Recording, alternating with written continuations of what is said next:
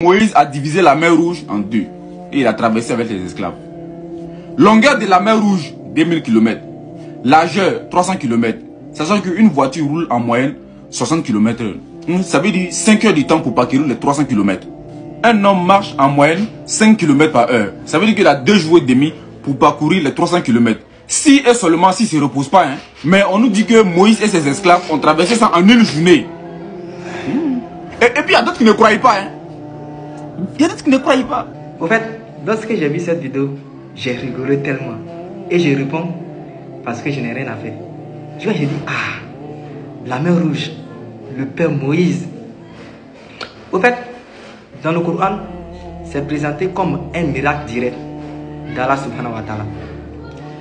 Et non un phénomène naturel. Il faut retenir que le Coran ne te donne pas de nom précis comme mer Rouge, mais cela correspond à une mer ou un bras d'eau situé entre l'Égypte et la péninsule du Sinaï. Le Coran ne précise pas non plus la durée exacte de la traversée de la mer, mais il décrit l'événement de manière miraculeuse, mettant l'accent sur l'intervention divine immédiate plutôt que sur les données logistiques ou temporelles. Ce n'est pas un phénomène naturel. Pour une lecture coranique, chercher une explication purement physique ou une vitesse de marche n'est pas nécessaire. Mais, comme nous sommes musulmans et Allah subhanahu wa ta'ala nous dit que nous sommes intelligents, si vous voulez comprendre l'événement avec la logique moderne, nous pouvons dire oui. Si Allah subhanahu wa ta'ala a ouvert un passage, les gens pouvaient le traverser en quelques heures, même s'ils étaient nombreux et même si la mer faisait plusieurs kilomètres de large. Revenons un peu en histoire. La géographie de l'époque de Moussa alayhi salam n'était pas exactement comme aujourd'hui. Et certains chercheurs, historiens, géologues, théologiens ont effectivement avancé plusieurs hypothèses scientifiques et géographiques pour expliquer la traversée de la mer par Moussa alayhi salam et les enfants d'Israël.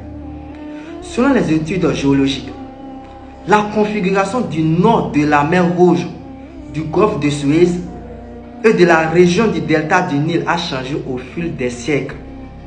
Mais il faut retenir que ces changements sont lents, dus au mouvement des plaques tectoniques, à l'érosion, à la sédimentation et à l'éventuel tremblement de terre, c'est-à-dire les séismes. Certains scientifiques suggèrent que la mer que Moussa alayhi salam a traversée pourrait avoir été une zone peu profonde, temporairement asséchée par un phénomène naturel. Des simulations scientifiques ont montré qu'un vent soufflant à 100 km par heure pendant 10 à 12 heures pouvait repousser l'eau dans une région peu profonde et créer un passage sec temporaire sur plusieurs kilomètres. Et cette hypothèse correspond exactement au verset 63 de la sourate 26 dans le Saint-Coran où Allah subhanahu wa ta'ala nous dit dans le sens que nous avons révélé à Moussa, frappe la mer avec ton bâton et elle se fendit. À l'époque, les enfants d'Israël vivaient en Égypte, comme vous le voyez sur cette carte, probablement dans une région du nord-est de l'Égypte qui s'appelle Delta du Nil, où ils étaient réduits en esclavage par Pharaon. Lorsque Allah subhanahu wa ta'ala ordonne à Moïse de les libérer, il fut vers l'est en direction du désert du Sinaï. En tenant compte des sources historiques, des réalités géographiques et des études modernes, le lieu le plus probable de la traversée est le nord du golfe de Suez, car le nord du golfe de Suez est proche de la frontière entre l'Égypte et la péninsule du Sinaï, ce qui correspond bien à la direction de la fuite. Donc, revenons aux différents calculs. La distance traversée à la mer du golfe de Suez, qui est le nom, est environ en moyenne entre 12 et 15 km. Si nous prenons 13 km, considérons que c'est 13 km. Si on marche à une vitesse moyenne estimée à 6 km par heure, le temps traversé sera 2h10 minutes. Et si vraiment on marche à une vitesse moyenne estimée à 2 km par heure, le temps traversé sera 6h30 minutes. Ce qui est pratiquement possible.